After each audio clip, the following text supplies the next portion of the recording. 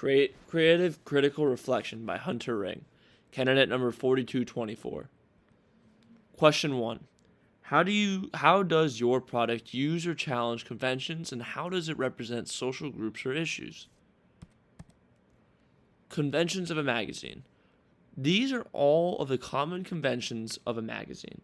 There's the masthead, the magazine header bar, the selling line, the dominant image, the main cover line, the cover lines, sub-image, guidelines, price barcode, dayline, and the website. Here are two examples of a cooking magazine. As you can see, they have some of the same conventions and some not so much.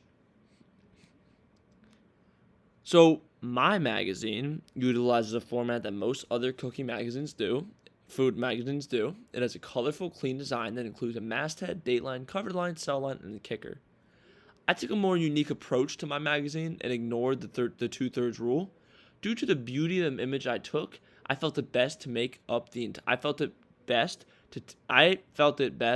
it take up the entire screen. So, common occurrences throughout different food magazines are that the titles are usually 2 words. As you can see, these are 3 examples: Eating Well, Southern Living, and Cooking Light. As a result, I made my title Sizzling Sensations. So, the social group that I chose to target is people of all ages who want to start cooking, but from a house. Not everyone has the resources to cook in a professional kitchen surrounded by other chefs. Some people like me, an everyday citizen who enjoy making a fun at-home meal from time to time, need a magazine like this. So question 2. How does your product engage with audiences, and how would it be distributed as a real media text? So target audience. The target audience is inexperienced, untrained people interested in learning how to cook simple yet delicious meals from home. Table of contents. My table of contents works well in engaging my audience as it directly tells readers where different information is listed throughout. Distribution. My magazine will be distributed at several major retail store chains such as Walmart, Fresh Market, Whole Foods, and Publix.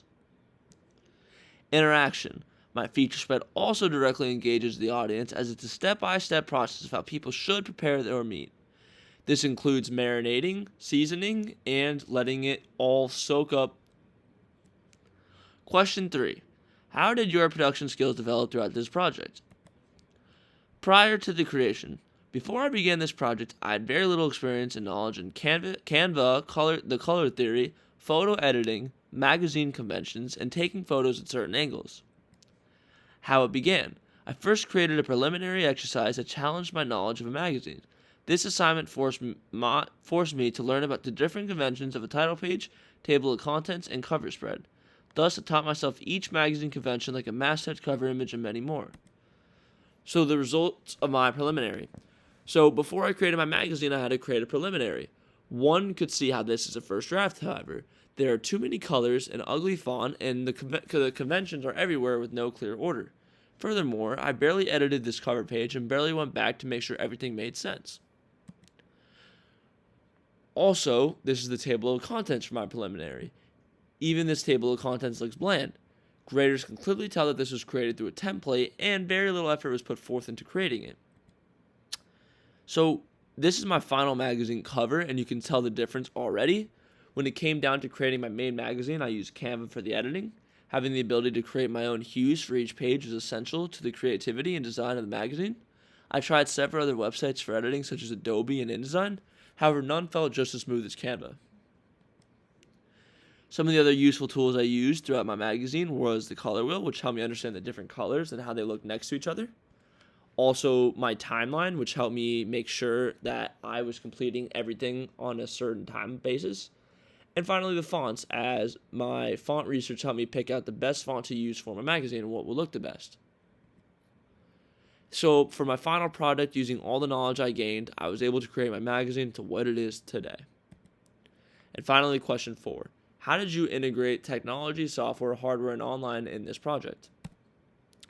So, in terms of pictures, I use my iPhone 13 to capture every picture.